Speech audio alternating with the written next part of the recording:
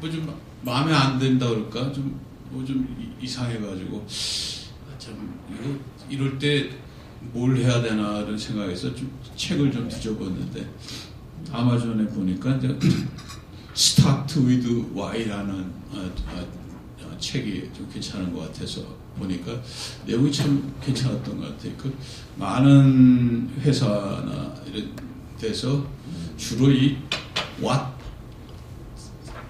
그 어떤 기능에 어떤 성능을 높여가지고 하는 프로덕트를 많이 만들고 나서 그 what을 먼저 하고 how 그 다음에 why를 생각하기 때문에 이 세상이 이게 콜게이트 같은 경우에 뭐 치약 종류만 뭐 32가지가 나오고 하면은 그런 식으로 가가지고는 이게 경쟁에서 계속 살아남기가 이게 어렵지 않나요? 그래서 Y를 더 중심으로 하는 조직으로 또 Y를 중심으로 하는 어떤 전략으로 가는 게 좋겠다. 참 책이 좋았던 것 같아요. 그래서 거기 보니까 그 애플 예를 많이 들었는데 애플은 이제 시작부터 Y에 집중을 해가지고 왔기 때문에 결국은 이제 그 충성 고객들을 많이 확보했다. 근데 그 얘기를 들으면서 삼성을 보니까 삼성은 너무 이 왓에다가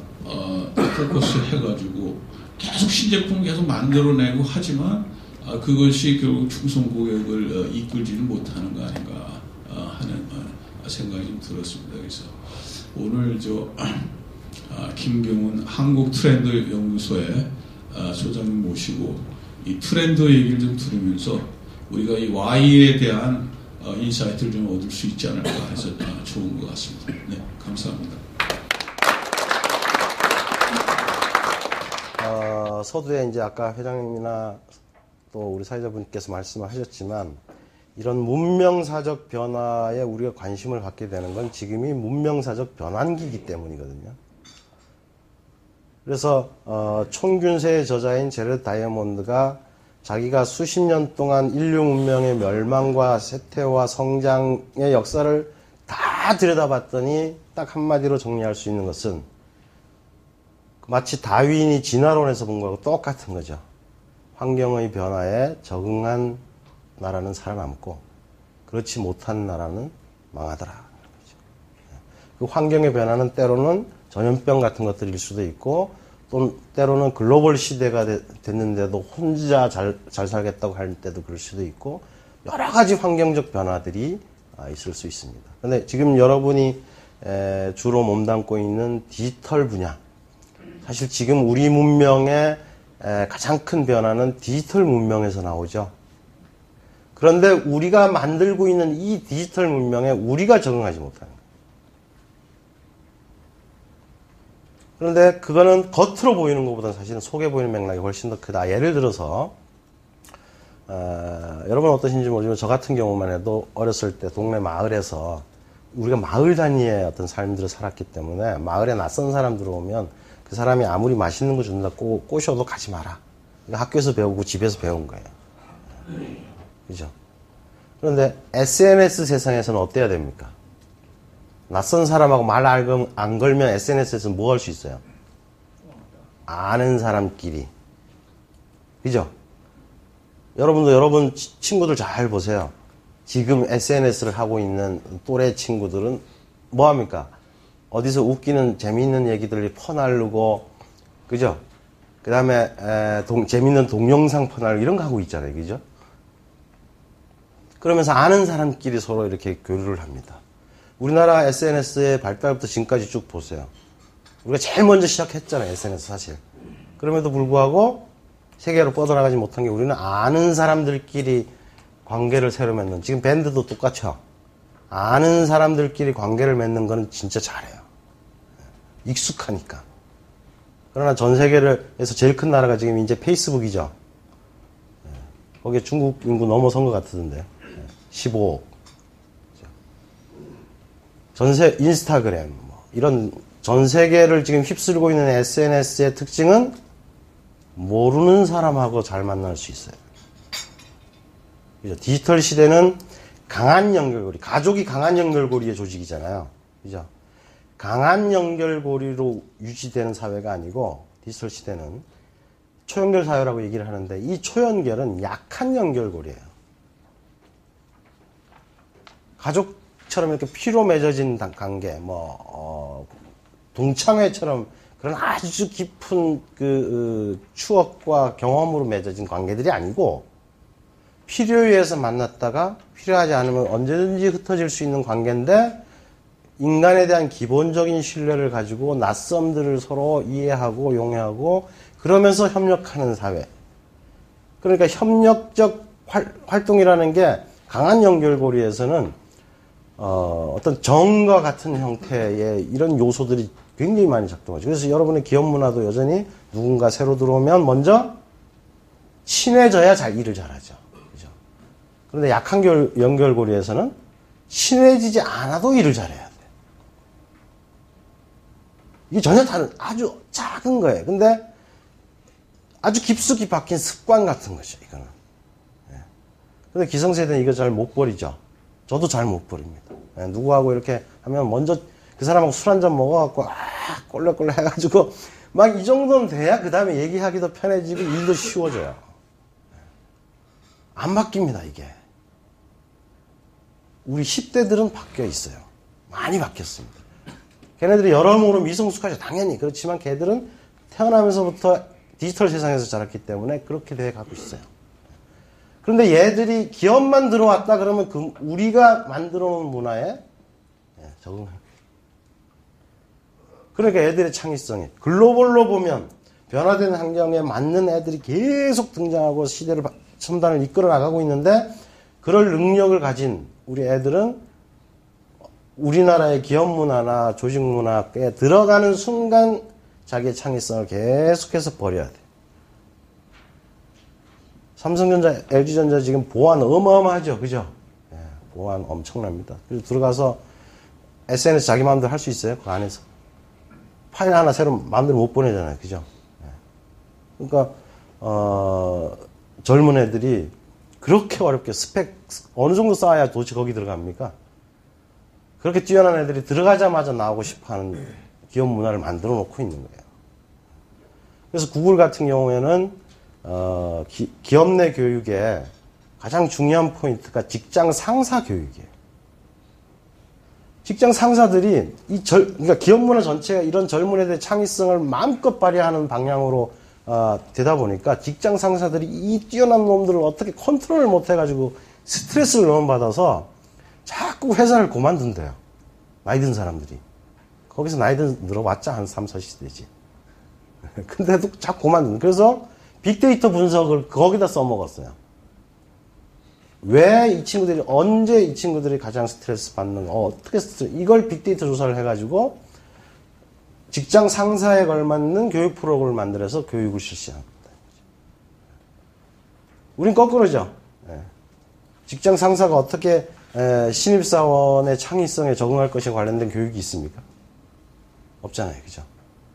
신입사원을 어떻게 우리 기업 문화에 맞게 만들 건가에 관련된 교육은 엄청 많죠.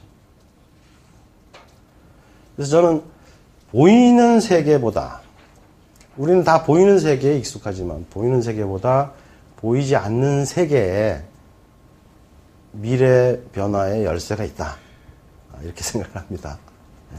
한국인들이 한번 초점만 제대로 맞추면 굉장히 빠르게 접근해서 문제를 해결하는 그런 능력이 있다는 것은 이미 수십 년 동안 보여줘 왔습니다. 근데 요번에 왜 어렵냐? 습관 버리는 거. 그 진짜 어려운 거예요. 먼저 친해져 일을 같이 한다. 일 같이 하다가 나중에 친해서 상관없는데 이 일을 잘하기 위해서 서로 인간적 신뢰를 보낸다. 이 작은 습관 차이인데 엄청나게 차이가 나 있고 지금 10대들은 머릿속에 저장하는 일을 별로 안 하죠. 저장할 필요가 없으니까. 외부 인터넷 세계에 다 있잖아요. 그래서 프랑스의 노철학자 그걸 보고 요즘 아이들은 두 개의 뇌를 갖고 산다. 하나는 자기 머릿속에 있는 진짜 뇌. 또 하나는 외부 저장 두뇌. 원래 우리 머리는 기억과 학습과 분석 이런 것들을 하는데 그중에 기억하기 위해 필요한 하드 저장 장치가 외부에 다 있고 뭘 하나 들고 다니기만 하면 언제든 꺼내 쓸 수 있으니까 이 친구들한테는 뭔가를 잘 기억하는 것보다는 엄청나게 널려있는 정보를 어떻게 빠르고 직관적으로 이해하고 그걸 가지고 활용할 것인가가 더 중심이 되는, 이 뇌는 그 뇌고 저 뇌는 바깥에 있으니까. 그죠? 근데 이제 우리는 TV를 비롯해서 온갖 매체에서 어떻게 봅니까? 이 스마트폰 중독자들이라고 보고 있잖아요. 그죠? 그게 윤리적 문제를 야기시키고, 막 이런 걱정과 우려, 혹은 그래서 뭘 하지 말아라 라고 자꾸 얘기하는 거예요. 그 안에서 애들이 뭘 하고 있는지에 대해서는 잘 모르면서 하지 말아라. 그러니까, 우리가 이런 잘못된 관점이 한국의 어떤 창의력, 창의성, 뛰어난 인재들이 이미 커가고 있는데도 불구하고 다 막고 있다.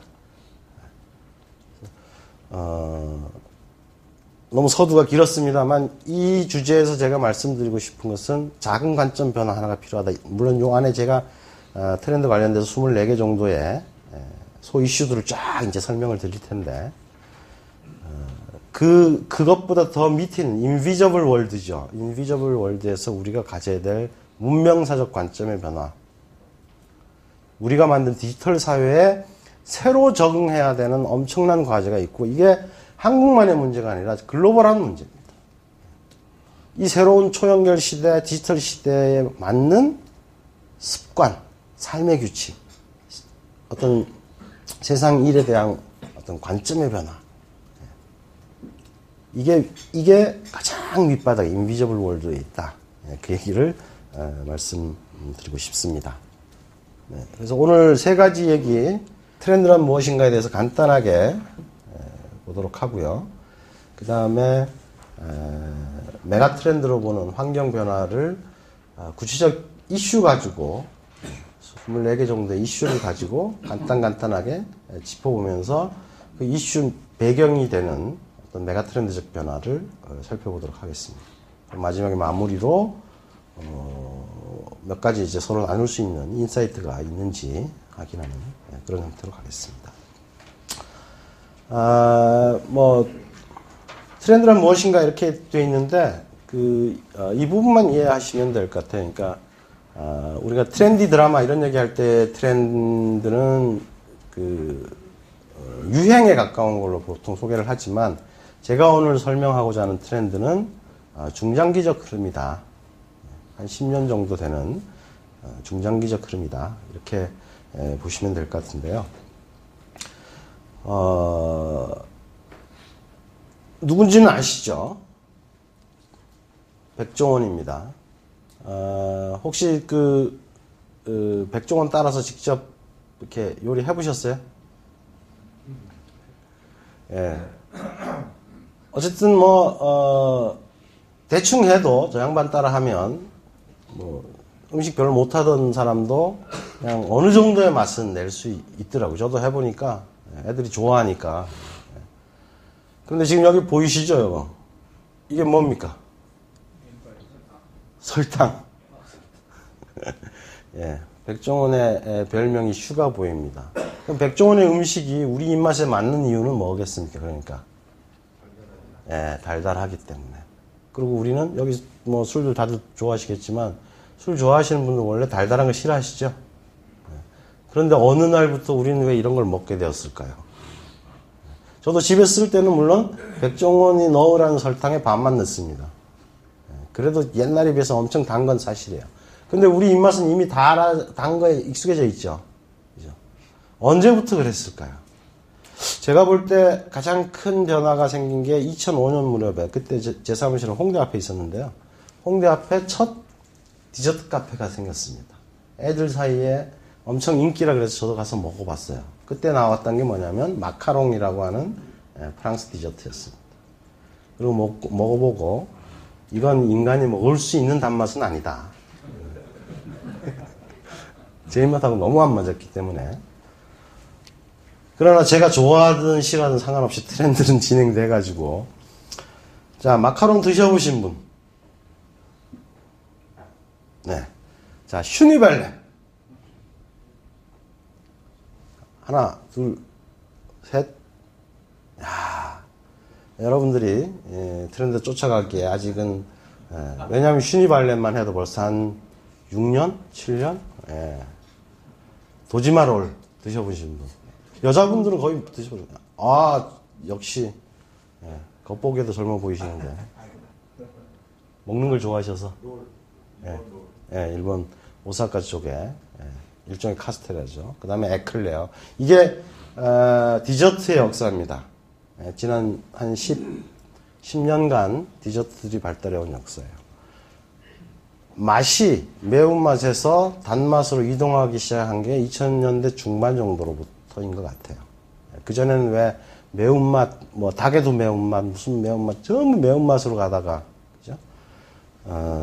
언론이 아직 주목하지 않았지만 중반에 디저트 카페가 들어와서 갖고 거기에 어떤 단맛이 확산되는 이런 처음엔 디저트 같은 이런 형태로 했지만 이게 제조업적으로 옮아가면서 허니버터 칩처럼 이런 것들이 나왔고 식문화의 번성과 함께 슈가보이 이런 셰프, 단맛의 셰프도 얼마든지 세상에 통할 수 있는 시대로 이렇게 가고 있다. 그래서 처음에 작은 흐름으로 시작하지만 트렌드가 사회적인 필연성이 있게 되면 확산돼 가는 거예요. 그러니까 그래서 비즈니스적으로는 어떤 의미가 있겠습니까? 비즈니스적으로는 시장의 성장이나 소비자의 변화를 트렌드를 통해서 분석할 수 있겠죠. 그 다음에 또 이제 중요한 포인트는 그 트렌드의 초기에 발견을 하게 되면 아직 경쟁자가 많지 않은 상태에 이제 시장에 뛰어들 수가 있는 그런 장점이 있죠. 그래서 글로벌하게 글로벌 리딩 기업들 IBM이라든지 GM이라든지 GE 그 다음에 뭐 독일의 지멘스, 필립스, 3M 이 기업들이 갖고 있는 공통적인 특징은 그 기업 내에 이런 변화를 전문적으로 1년 내내 이런 변화만 캐치하는 전문 예측 조직들이 있다는 거예요. 아까 우리 사회자님께서 소개해드린 것처럼 그게 이제 예측 경영의 첫 출발점입니다. 누군가 변화만 읽는 사람이 있어야 된다. 환경이 계속 변화하니까 그 변화를 제대로 읽어가지고 그 변화가 무슨 가능성을 가졌는지를 읽어야 되는데 트렌드가 이제 그런 방법론의 하나라고 보시면 될 것 같습니다. 이게 뭔지 아시겠어요? 이게 펫 드라이어입니다. 우리나라 애완동물 산업이 계속 커져 가고 있죠. 최근에 1조인가 2조인가 그런 발표가 나왔고 2020년까지 6조 시장으로 성장한다라는 발표가 나왔어요. 국내 지금 시장 성장 속도가 빠른 것들 중에 한 5, 6년 만에 3배 조단이 넘어갔는데 이미 시장이 3배 성장하는 다른 사람은 뭐 있겠습니까? 별로 없죠, 그죠? 그러니까 이 애완동물 산업은 가장 빠르게 지금 웬만한 IT보다도 훨씬 빠르게 지금 성장하고 있는 거죠. 이 성장의 배경에는 뭐가 있습니까? 왜 사람들이 애완동물을 많이 키울까요? 외로움. 외로움. 또? 1인 가구 증가. 뭐, 통하겠네, 그죠? 1인 가구 증가하고 이 사람들은 외롭죠, 그죠? 또 어떤 게 있을까요? 스트레스 같은 것들도 있겠죠. 사람과 사람이 만나는 관계에서는 항상 스트레스가 동반되지만 얘네는 돌봐줘야 되는데도 불구하고 별로 걔가 나한테 스트레스를 안 주잖아요, 그죠? 말을 못 하니까. 근데 뭐 일본에서 요새 걔가 말하도록 하는 그 로봇 뭐 장치를 하면 걔가 멍멍 짖으면 배고파 이렇게 번역해주는 그런 게 나왔다고 그러던데 그거 쓸데없는 짓 같아요, 그죠? 그렇게 안 해서 애들을 키우고 있는데 자꾸 말을 하면 피곤해질 거 아니에요, 그죠? 나하고 토론하자 그러고. 지금 과연 적절한 밥 먹을 때인가 가지고 걔가 자꾸 토론하자 그러면 피곤하죠, 그죠? 근데 아무튼 이렇게 어떤 세대적인 어떤 배경, 그죠? 그 다음에 어떤 시대적 배경. 우리 또 시간이 없으니까 어떤 그 즉시 자기를 즐겁게 해줄 상대들이 필요한데 강아지나 고양이만 한 게 없죠, 그죠? 그런 여러 가지 필요들이 애완동물 산업 쪽으로 이게 우리의 관심을 쏠리게 하면서 이 시장이 이제 성장해 가는데 애완동물 산업 성장의 핵심은 럭셔리화예요, 럭셔리화. 그리고 이 럭셔리화에 IT가 강력하게 결합하고 있죠. 그죠?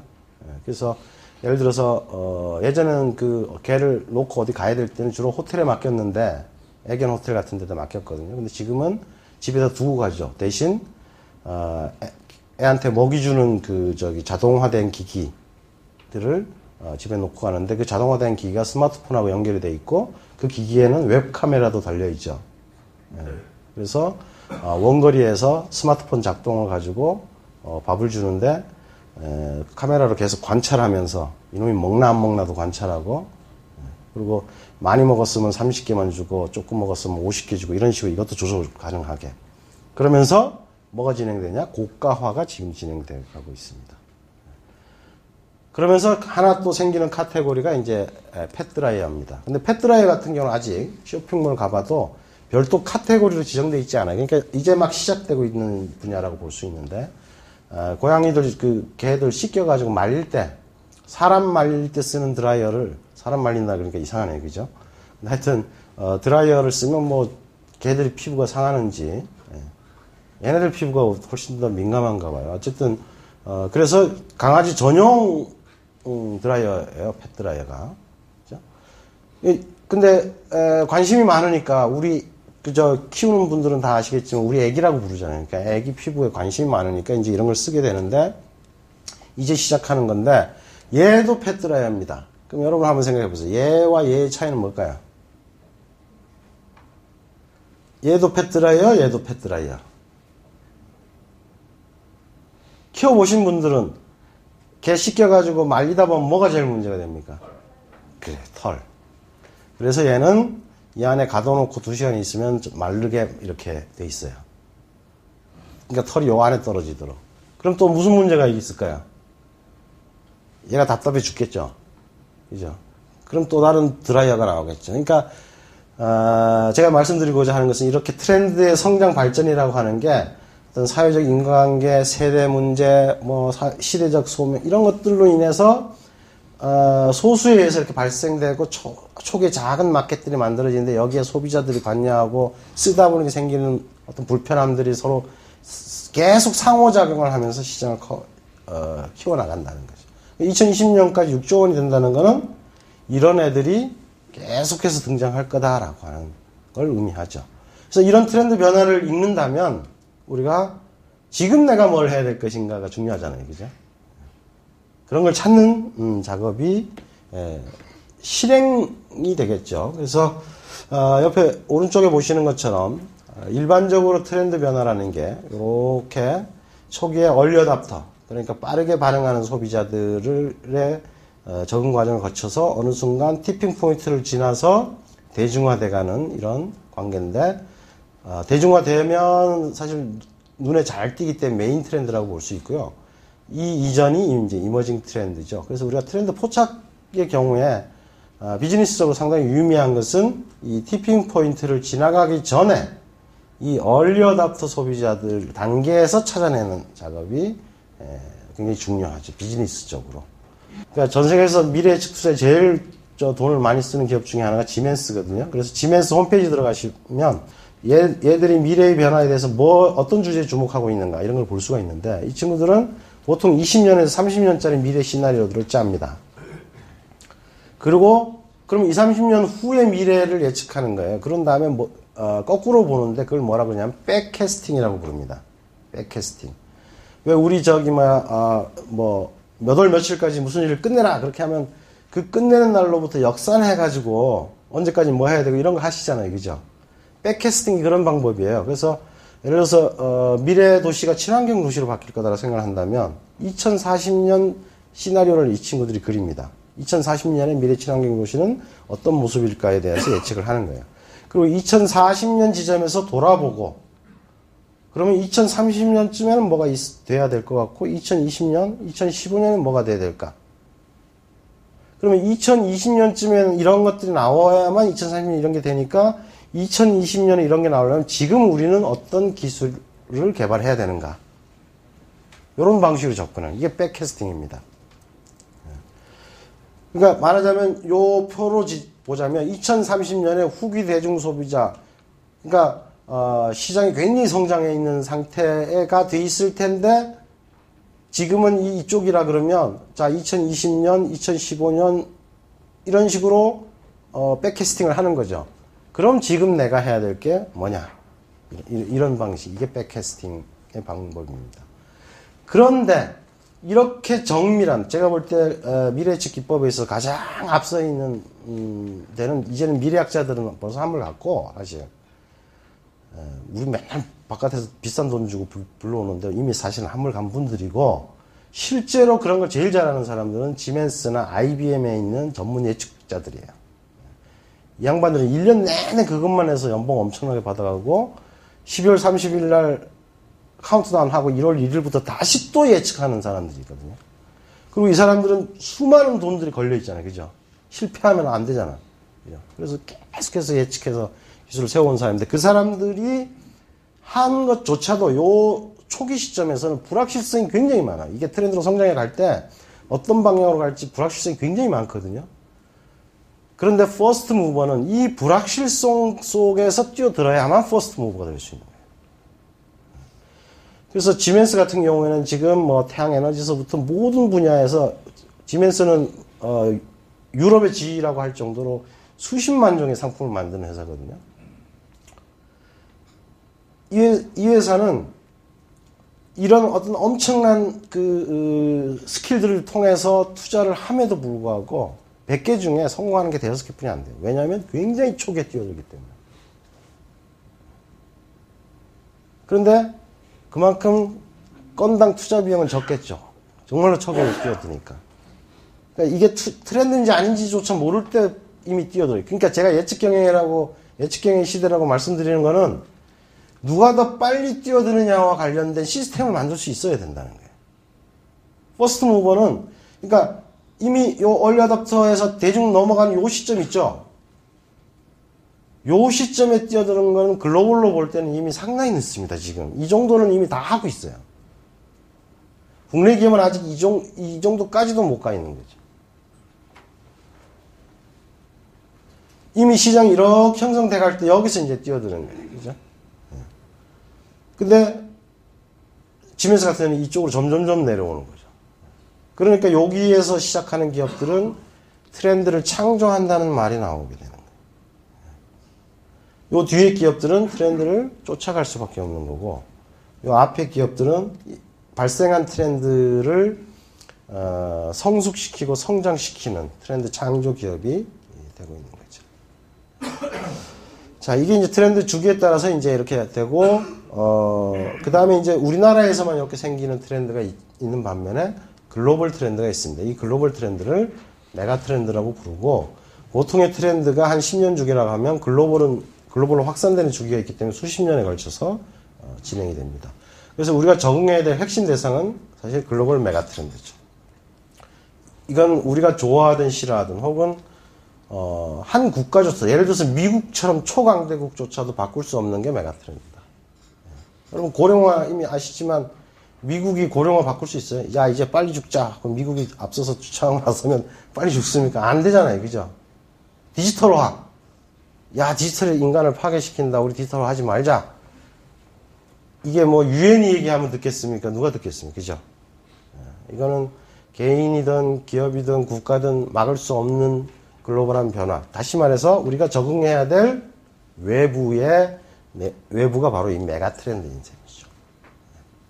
그래서 이 우리가 요새 인문학 시대 얘기해서 뭐 인문학 도서도 많이 읽고 하시잖아요. 그러니까 결국 그걸, 이 큰 그림에서 바라보면 이런 메가 트렌드를 어떻게 내가 인사이트를 가지고 읽어낼 것인가에 관련된 지식과 경험이다. 이렇게 볼 수 있을 것 같아요.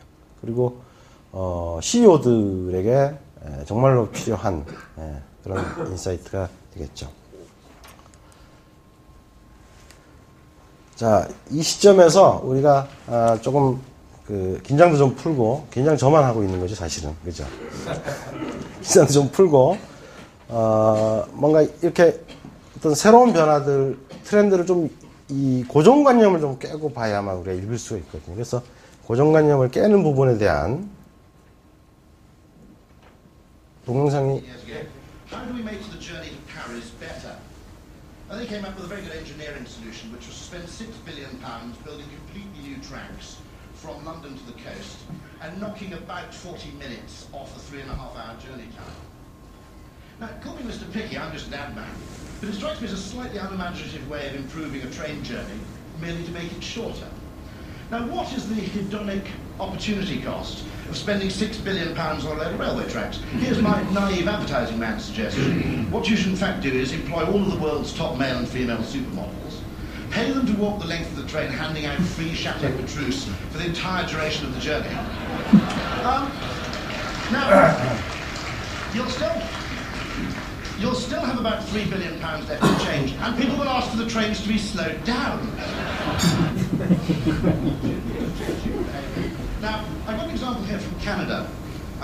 There was a young intern over in Canada called Hunter Somerville, who was working in Improv in Toronto and got a part-time job in advertising, and was given the job of advertising Shreddies. Now, this is the most perfect case of creating intangible, added value without changing the product in the slightest. Shreddies is a strange, square, whole grain cereal, only available in New Zealand, Canada, and Britain. It's Kraft's peculiar way of rewarding loyalty to the crown. In working out how you could relaunch Shreddies, he came up with this.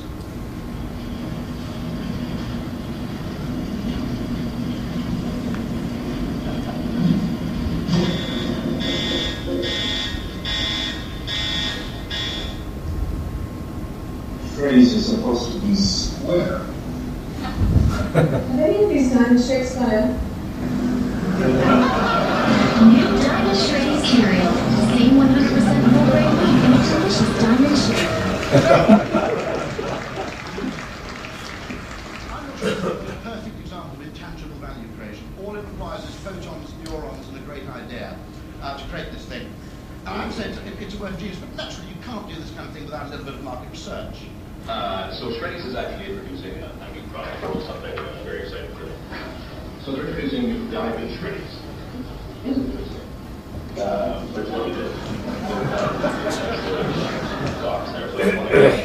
Your first impression when you see that, you see the diamond Shredding box.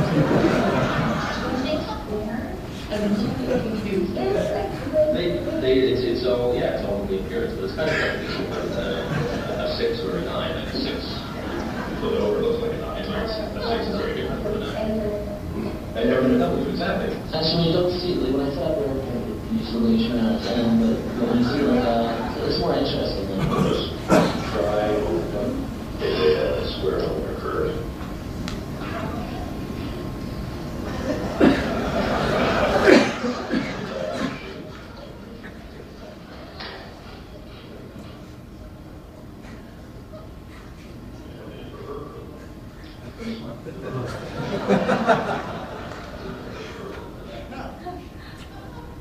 Naturally, actually, debate raged. There were conservative elements in Canada, unsurprisingly, who actually resented this intrusion. So eventually the manufacturers actually arrived at a compromise, which was the combo pack.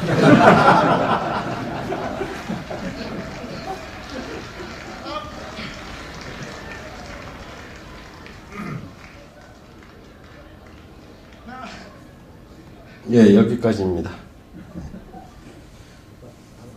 재밌죠? 예, 진짜 천재적인 작업이라고 봅니다. 예, 사각형을 다이아몬드로 해서 팔았다. 엄청난 작업인데 이게 1990년대에도 통했을까요? 저 작업이? 그러니까 저런 제가 지금 이 관점의 변화를 말씀드렸는데 이 관점의 변화도 사실은 시대적인 겁니다.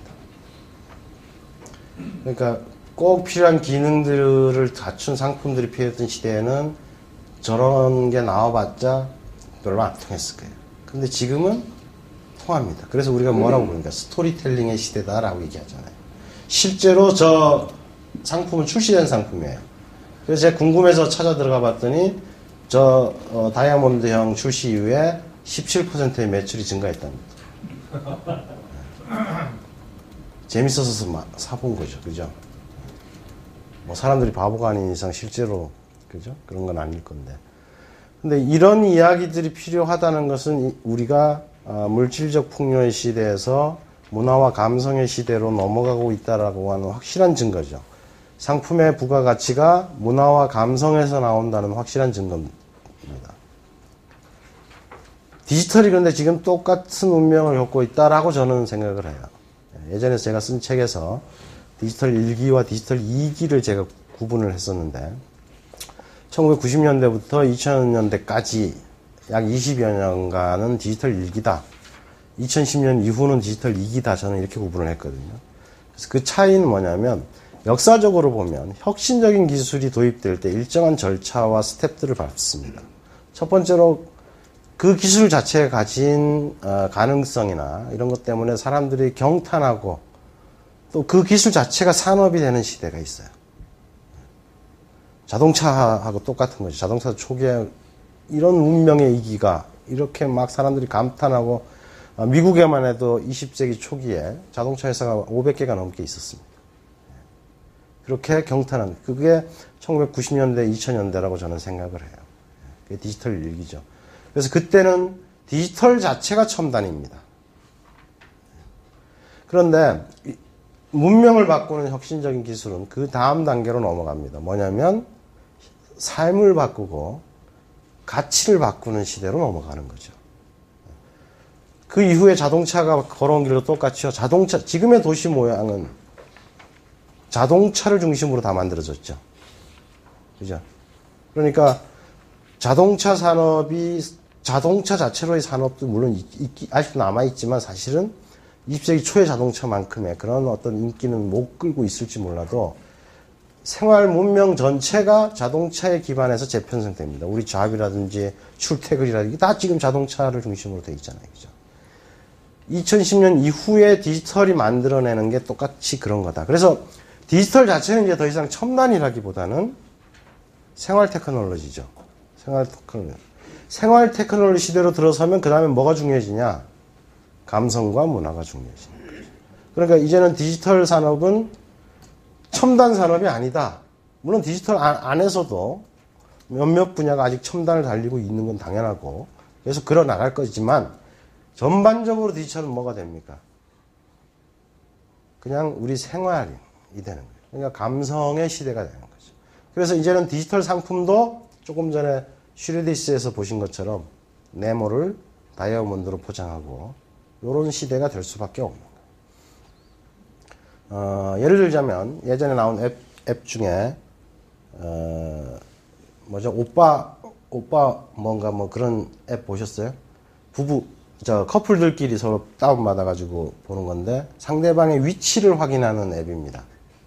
예, 그래서 남자들 사이에서는 악마의 앱이라고 불렸습니다. 왜냐하면 자기 위치를 좋아하는 여자가 우리 서로 위치 공유하자 그러는데 그거 어떻게 못한다고 하겠어요. 그죠? 깔아놓는 거지. 어딨어? 그러면 도서관이야. 이렇게 그전에는 얘기해도 됐는데. 그죠? 그게 영상 그게 카메라가 안 돼, 휴대폰에 영상 그게 안 된 이유죠. 여러분도 술집에서 술 먹고 있는데 어디야? 친구들하고 좀 만나고 있어. 사실 친구가 안 만나고 있을 때 영상 좀 보여줘. 이러면 어떡할 거예요. 그죠? 마찬가지인 거예요. 그래서 남자들한테는 악마의 앱이라고 불렸습니다. 그 다음에 뭐가 나올게요? 어디게라는 앱이 나왔습니다. 이거는 일정 시간 동안 자기 위치를 임의의 장소로 설정해 놓을 수 있는 앱이에요.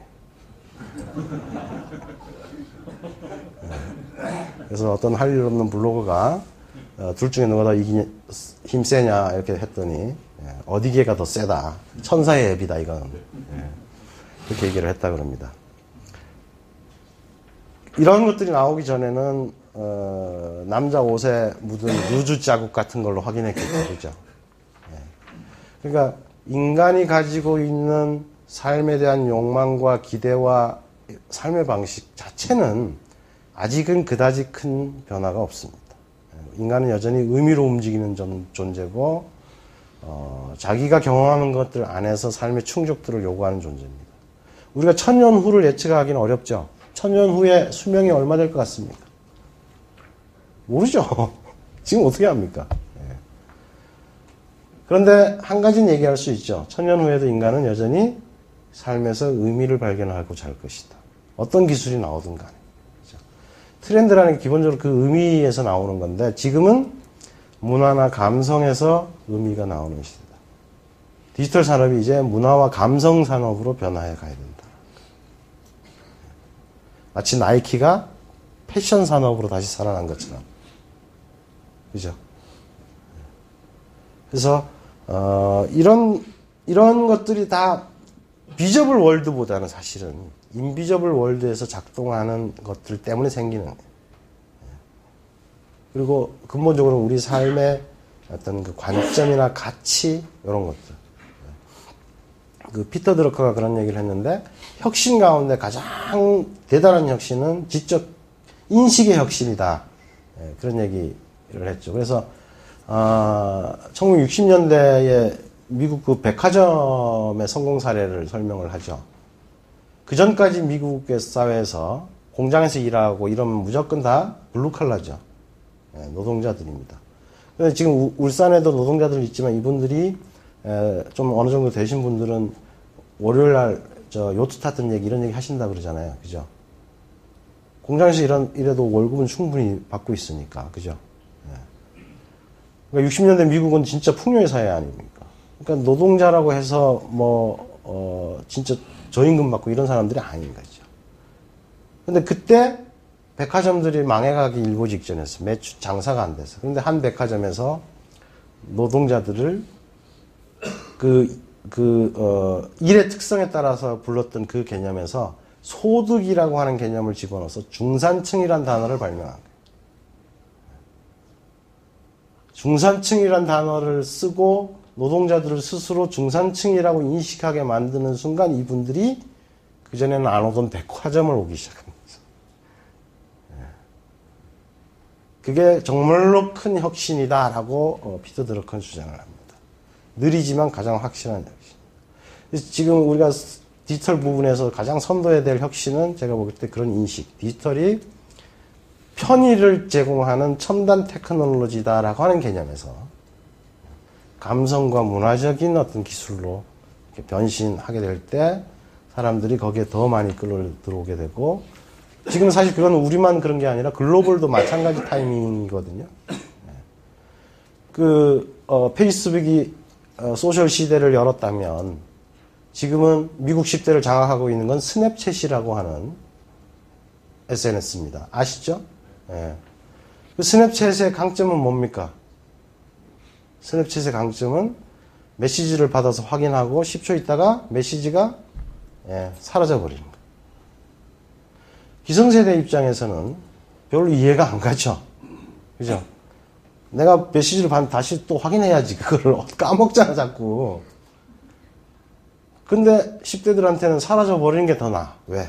이 친구들은 아주 어렸을 때부터 디지털 세상이 얼마나 위험한 세상인지 잘 알거든요. 개인의 프라이버시를 보호하기 위해서는 어떻게 해야 되는지도 잘 알고. 지금 가장 민감한 세대, 밑으로 내려가면 내려갈수록 디지털 프라이버시에 대해서 민감해져 있어요. 왜냐하면 그 세계에 살아봤기 때문에 알아요. 기성세대는 1년에 5번씩 자기 계좌가 털려도 그래 중요하지 뭐. 이러고서는 1,000원 내기 싫어하죠. 이게 깔라 그러면 안 깔잖아. 1,000원 내야 된다 그러면. 그런데 10대들은 아니에요. 그런 감성 하나가 완전히 새로운 어떤 SNS를 이렇게 부상시키고 있는 거예요. 그렇게 변화해 가고 있다라는 거죠. 자, 그러면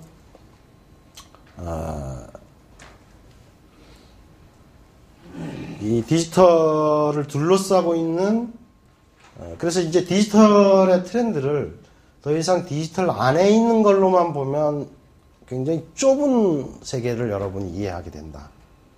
제 맥락이 이해가 되시죠? 예. 그러니까 디지털이 더 이상 첨단 산업으로서 그 자체로 시대를 이끌어가고 있는 시대가 이제는 아닌 거예요. 생활 전반에 퍼져 있기 때문에 그러면 결국 이 생활 전반에 퍼진 디지털 시대를 끌고 가는 거는 디지털 안에서만 봐가지고는 볼 수가 없다. 디지털 바깥으로 이제 우리가 시야를 넓혀야 디지털이 가는 방향을. 그죠? 예전의 연애를 디지털 시대의 연애로 바꿔놓듯이 그렇게 변화된 시대에 그 전에 했던 일들이 어떻게 바뀌어갈 거냐. 옛날에도 돌잔치 했는데 디지털 시대의 엄마들은 어떻게 돌잔치냐 이렇게 되는 거죠. 그럼 돌잔치에 대한 사람들의 기대 변화가 디지털이 담겨야 되겠죠. 디지털 기술이 돌잔치를 어떻게 바꿀 수 있을까가 아니고 요즘 엄마들이 돌잔치에 대해서 어떻게 생각하냐에 맞춰서 디지털이 적응해야 되는 거죠. 이게 달라지는 거라는 거죠. 그래서 그런 어떤 사회 변화를 쭉 한번 보도록 하겠습니다. 제가 길게 얘기할 수 없기 때문에 짧게 말씀을 드리게 될 텐데 조금 더 직접적으로 와닿는 것도 있고 조금 덜 와닿는 것도 있지만 제가 이렇게 뽑은 이유는 어쨌든 이게 디지털 문화 전반에 걸쳐서 우리의 어떤 비즈니스나 마케팅에 영향을 줄 거라고 생각한 것들입니다.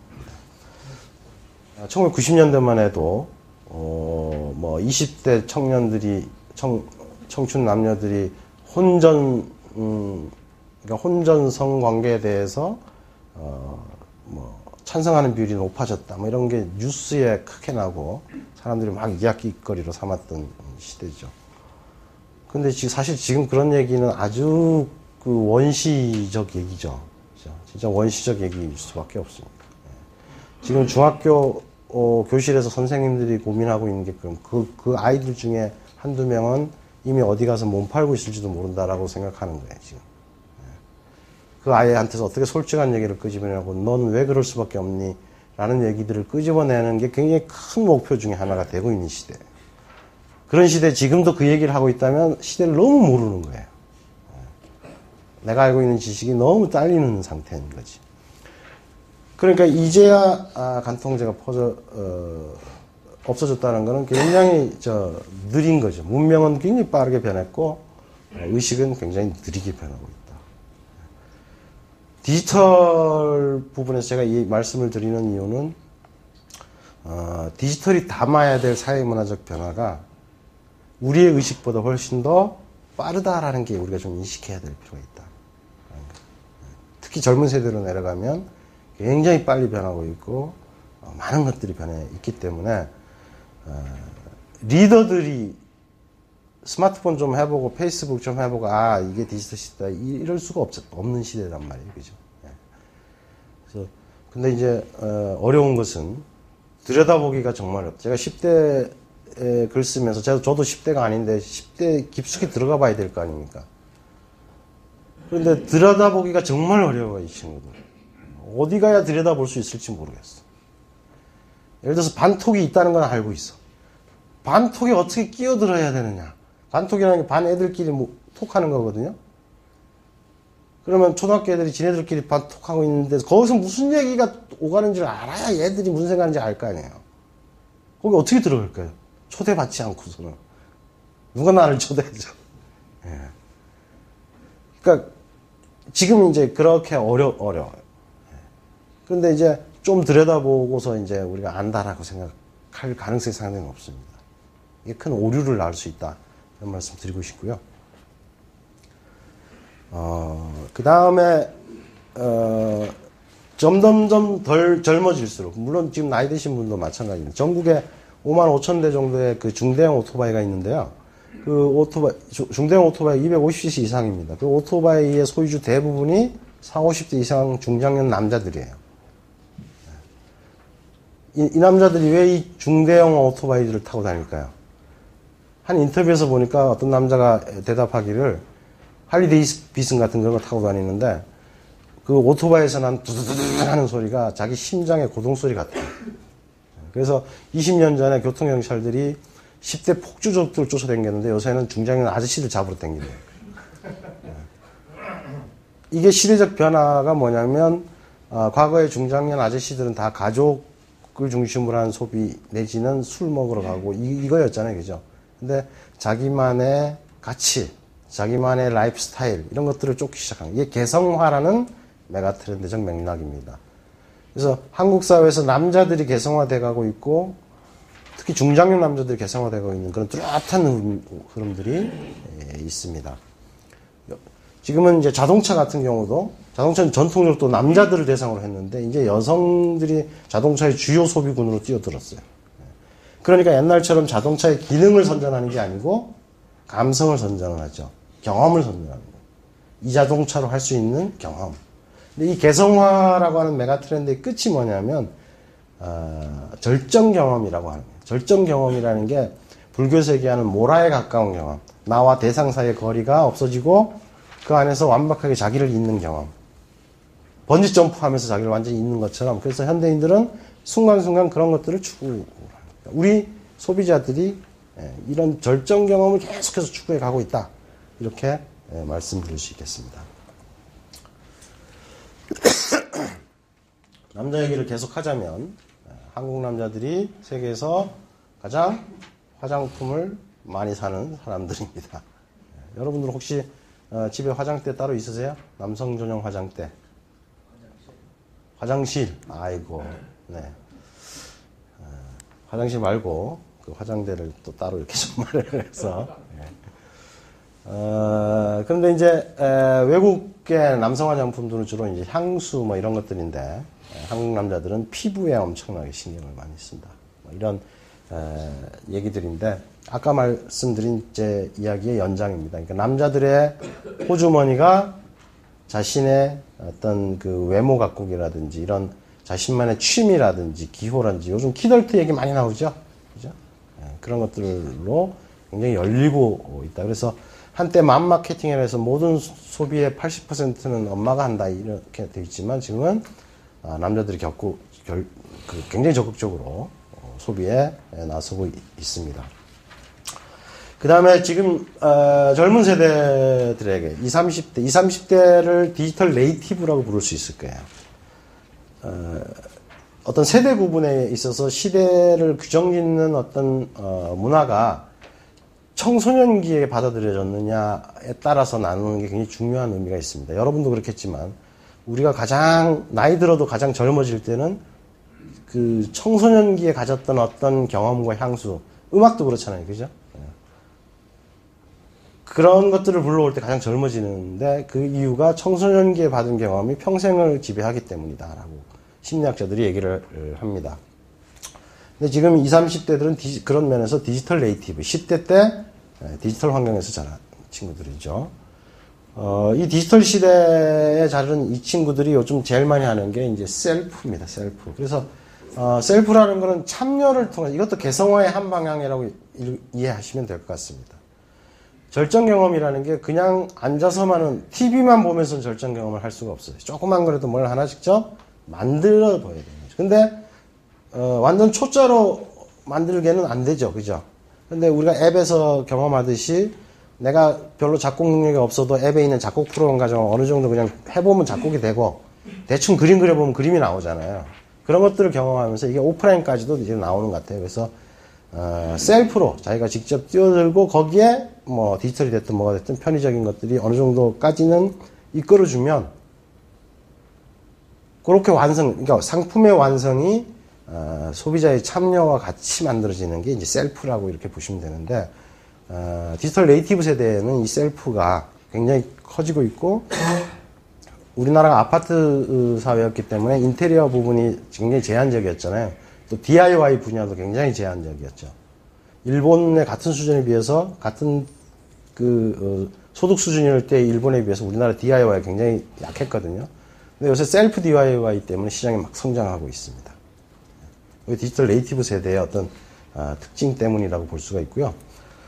그 다음에 이 어떤 배경적 맥락으로 보면 우리가 아까도 이제 뭐 애완산업에서도 위로 뭐 싱글 이런 얘기들이 많이 나왔지만 전체적으로 한국이 전 세계에서 가장 전략적 경쟁을 하는 사회잖아요. 경쟁이 치열하잖아요. 스트레스들을 많이 받고 그리고 인생은 복잡해졌고 그래서 앞으로 교육이나 이쪽 시장에서 커지는 건 1:1 코칭이라고 생각이 듭니다. 그러니까 개인을 온전하게 이해하고 그 개인과의 어떤 개인의 그 각자의 특성에 맞춰서 서로 이야기하는 이런 1:1 코칭이고 그래서 여러분들의 기업 내에서의 문제들도 가능하면 1:1 코칭 방식을 어떻게 도입할 것인가를 고민할 필요가 있지 않을까 하는 생각을 해봅니다. 그 다음에 뭐 이건 제가 굳이 따로 말씀을 드리지는 않겠습니다. 모바일 헬스케어 쪽이 계속 접근하는데 제가 이 분야 조사를 이렇게 해보면 한국 사람들은 확실히 패키지를 좋아합니다. 여행은 이제 독립여행, 개인여행 많아지지만 하여튼 귀찮은 것과 관련된 패키지를 줘요. 뭔가 의지가 필요한 일들이 있죠. 그래서 이 모바일 헬스케어가 됐든 어떤 종류의 헬스케어가 됐든 뭐 하나 가지고 하는 것보다는 돈 내고 나면 하여튼 할 수밖에 없는 패키지들을 구성하는 것이 소비자를 끌어들이기엔 가장 좋은 방법이고요.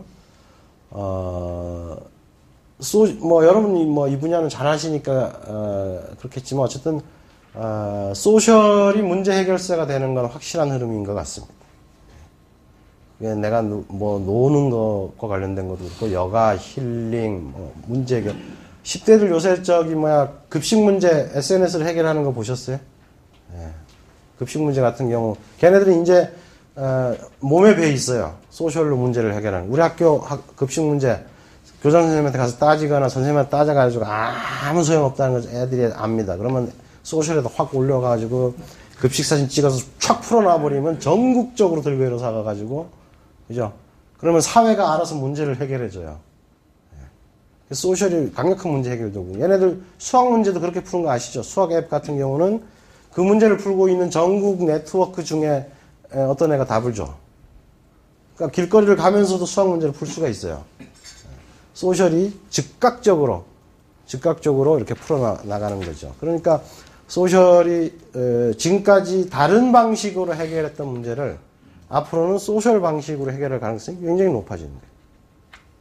비즈니스적 전환들이 그렇게 일어나겠죠. 그 다음에 제가 몇 번 강조했던 것처럼 그래서 제 생각에는 우리가 똑같아질 수가 절대로 없어요. 우리는 이미 디지털 이민자 세대고 디지털 이민자 세대는 미국 이민자들이 20대 넘어서 가면은 아무리 영어를 잘해도 맛이 갔을 때는 영어 안 하잖아요. 그죠? 그거하고 똑같이 우리는 그냥 이민자 세대이기 때문에 그들과 똑같을 수는 없고 그냥 배우려고 해야 되는데 얘네들 같은 경우는 하다못해 내가 입던 옷이 있잖아요. 입던 옷을 중고로 팔 때도 지금 여기서 보시면 그 바닥에다가 내가 티셔츠를 팔라 그래요. 그러면 그 티셔츠를 바닥에다 자기가 팔려고 하는 티셔츠하고 거기에 매칭되는 바지, 구두, 양말 쫙 놓고 지금 사진 찍어서 팔고 있는 거예요. 그리고 이 친구들이 중고거래 사이트 되게 자주 가요. 가는 이유가 사러 가는 게 아니고 안목을 키우기 위해서 가요. 그래서 10대들의 최고의 그 안목은 매칭 감각이에요. 매칭 감각. 제가 조사를 해보니까 10대들은 유행을 20대보다도 덜 따르고 30대보다 덜 따르고 아줌마들보다 덜 따라가. 아줌마들은 인기인 따라서 옷을 사 입는데 얘네들 절대로 그렇게 안 해요. 오히려 애들이 막 따라갈 것 같죠? 전혀 아니에요. 얘들은 뭘 알고 있냐면 저건 김수현이 입었기 때문이야 라는 걸 정확하게 아는 거예요. 나한테 매칭이 안 되는 거예요. 그래서 얘들 사이에 인증샷 엄청 올리는 게 뭐냐면 야 이거 나한테 맞니? 얘네들 유행어가 이런 거예요. 에버랜드 핏 롯데월드 핏이 달라요. 얘네들. 생각할 수 있어요? 에버랜드나 롯데월드 놀러 가는 거잖아요. 그죠? 그럼 놀러 갈 때 어떻게 입으면 좋니? 이러면 되는데 에버랜드 놀러 갈 때하고 롯데월드 놀러 갈 때가 달라요. 얘는 100대 유행어 중에 하나가 그런 거야. 이 매칭 방식이 매칭이에요. 그리고 얘네들이 이걸로 뭘 하냐면 교신을 해요. 교신이 뭐냐면 교환 신청. 돈이 별로 없으니까 애들이 지금부터 무슨 감각을 갖고 있냐면 물물 교환 거래를 하고 있어요. 그래서 이런 식으로 해가지고 직급 팔고 대신 상대방의 뭔가를 받는 거지. 지금 공유경제 이런 얘기 지금 막 나오는데 이 친구들 세대에게는 10대 때부터 익숙하게 하던 일들이에요. 비즈니스가 많이 바뀌겠죠. 그죠? 하여튼, 그래서 스마트폰 중독자라고 이제 좀 부르지 말고, 그 안에서 어떤 감각을 키우고 있는지 좀 볼 필요가 있고요. 그 다음에 빅데이터가 그 소비자 조사에만 지금 우리나라 쪽에서 많이 경도되어 있는 것 같아요. 근데, 미국이나 이런 쪽에서 지금 빅데이터는 생산성 부분에 많이 초점이 맞춰져 있습니다. 제가 아까 구글에서 직장 상사들을 뭘 교육시켜야 될 것인가를 빅데이터 가지고 했다고 보는데 그런 어떤 사내 생산성, 그러니까 결국 조직사회에서 개인사회로 가게 되면 개인 생산성이 핵심이에요. 근데 여러분도 알고 있다시피 우리나라가 전 세계에서 제일 일을 많이 시키잖아요, 지금도. 그죠? 여러분도 그렇게 시킬 수밖에 없는 상황이라고 지금 보시잖아요. 그죠? 우리 계속 그렇게 해서 야근하고 계속 그렇게 합니다. 근데 우리보다 훨씬 덜 일하는데 돈도 더 많이 버는 사람들이 세상에 존재한단 말이에요. 그 얘기는 곧 우리가 생산성이 떨어진다는 얘기잖아요. 근데 과거에는 그거를 조직 전체로만 봤다는 거죠. 근데 지금은 조직 전체가 결국 개인의 합이다. 메이커스의 합이다. 그래서 개인 생산성을 어떻게 높이느냐가 화두입니다, 사실. 그리고 빅데이터가 그런 어떤 중요한 도구가 되고 있죠. 그래서 에버노트 생산자 대회 같은 거 잘 아시겠지만, 유저 컨퍼런스 같은 경우 잘 아시겠지만, 이런 것들이 실제로 개인들이 이미 그런 활동을 하고 있는 어떤 거다, 이렇게 보실 수가 있을 것 같고, 이거는 좀 뭐 디지털하고 직접적으로 연결되어 있지 않은 다른 얘기지만, 조선일보나 동아일보에서 아무리 이재명을 까도 성남시장이죠, 이재명 시장. 이재명 시장은 꿋꿋하죠. 왜? 팔로워가 수십만이니까 여기다 한 방 탁 터뜨리면 조선일보보다 더 많은 사람이 트위터에서 이 얘기를 합니다. 그런데 이걸 저는 다른 방식으로 읽고 있는데요. 글로벌 트렌드는 뭐냐면 도시화입니다. 글로벌 메가 트렌드가 도시화예요. 도시화의 의미는 국가의 경계가 아니라 이제는 도시의 경계가 삶의 질을 좌우하는 시대로 가고 있다는 거예요. 전 세계의 부가 메가시티들로 쏠리고 있습니다. 그래서 예를 들면 미국의 어디에 사느냐가 중요한 거예요. 미국에 사느냐가 중요한 게 아니고. 그래서 뉴욕과 그 일대, LA와 그 일대, 도쿄가 지금 인구 3,300만이죠. 걔네가 2000년대 들어가지고 광역화, 90년대인가 광역화 해버렸잖아요. 그 이유가 뉴욕하고 붙으려고 광역화한 거예요. 전 세계적인 부가 그렇게 되고 있습니다. 영국 런던이 대대적인 도심 재개발에 들어갔는데 그 이유는 유럽의 부자들이 런던으로 더 이상 쇼핑을 안 오고 두바이로 가버리니까. 그런 식으로 전 세계적인 메가시티 경쟁들이 진행되고 있어요. 그래서 서울과 서울 주변 도시가 어디하고 싸울 거냐? 뉴욕하고 싸워야 돼요. 뉴욕하고 싸우고 도쿄, 베이징, 상하이 이 중에 어딘가가 메가시티가 되면 거길 중심으로 부가 쏠릴 거예요. 그런데 우리나라는 너무 중앙집권을 오래 해왔어요. 그죠? 고려시대까지는 우리도 지방분권이었잖아요. 그래서 호족들이 굉장히 많았죠. 그런데, 조선시대 왕권, 신권 이렇게 되면서 이제 강력한 중앙집권 체제가 돼가지고 지금까지 되어왔기 때문에 이게 세계시대에 잘 안 맞는 거예요. 중앙과 지방도시가 서로 싸우죠. 근데 제가 볼 때는 서울과 인천과 수원과 여기가 어떻게 서로 연계할 것인가. 이런 전략적 유대가 지금 훨씬 더 중요하거든요. 근데 그런 움직임이 지금 거의 없죠, 우리나라는. 그런 시대를 끌고 가고 있다라고 봐요, 이재명 시장이. 트위터에서 올라오고 이런 것도 보면, 야, 성남 가서 살고 싶다. 그런 얘기도 막 올라오거든요. 그리고 중앙정부하고 지금 싸우고 있잖아요. 계속 싸우잖아요. 그죠? 이 지방분권 시대가 이제 시작되는 건데, 글로벌 메가 트렌드를 보면 이 흐름이 맞습니다. 그래서 도시의 시대가 앞으로 갈 거다. 이렇게 얘기할 수 있겠고요. 지금 우리 사회자님께서 초조하시죠. 시간이 다 됐다. 예. 알겠습니다. 그래서 IT가 체험하고 어떻게 결합될 것인가 이런 고민들 하셔야 될 것 같고, 인터넷에 보면 제가 굉장히 우려하고 있는데, 글로벌화는 필연적인 흐름입니다. 우리가 이제 우리 사고의 범주를 세계로 넓혀야 되는 건 필연적인 범주예요. 그럼 다문화 다인종 사회가 되는 것도 필연적 범주입니다. 그런데 가장 손쉬운 대상, 가장 약한 대상한테 분노를 퍼뜨리자는 게 한국 사회 세대 문제, 세대 갈등, 계급 갈등, 빈부 갈등 엄청나게 지금 증폭되어 있는 상태라 이거를 누군가에게 퍼뜨려야 되는데 예전에는 한 5년, 10년 전에는 그거를 남자애들이 여자애들한테 막 퍼뜨렸어. 너는 왜 군대 안 가니? 뭐 이러면서 막 그랬었는데 여자들이 기가 좀 세져서 말이죠. 이제 도저히 붙어서 안 될 것 같은 게 요새 어디로 가고 있냐? 외국인들로 가고 있어요. 인터넷 들어가 보시면 외국인 혐오가 엄청나게 지금 확산되고 있어요. 굉장히 위기 요소입니다. 한국 사회에는. 왜냐하면 트렌드는 일종의 필연성인데 글로벌화 돼 가는 걸로 가야 돼요. 우리가. 그렇게 해서 우리나라로 인재들이 계속 몰려야 되고 저임금 노동력만이 아니라 아주 고임금 노동력이 한국으로 들어와야 됩니다. 20세기 미국과 유럽의 승패를 가는 가장 결정적인 거, 인재가 미국은 인재를 계속 근데 유럽은 그렇지 않았다는 거예요. 21세기 우리가 가려면 세계적 인재들이 한국으로 계속 와야 돼. 아시아 인재들이 계속, 인도 최고 두뇌가 한국으로 와야 돼. 그런데 지금 인터넷에 보시면 아시겠지만 혐오증이 어마어마해지고 있습니다. 늘어나고 있어 계속. 욕하기 제일 쉽거든. 별 말도 못하고 이 사람들. 그래서 이런 변화들이 진행되고 있다. 그래서 뭐 혁신의 자원을 세계로 가고 이런 건 여러분이 잘 알 것 같고, 아시아 중산층이 세계의 미래를 좌우할 뿐만 아니라 한국의 미래도 좌우하겠죠.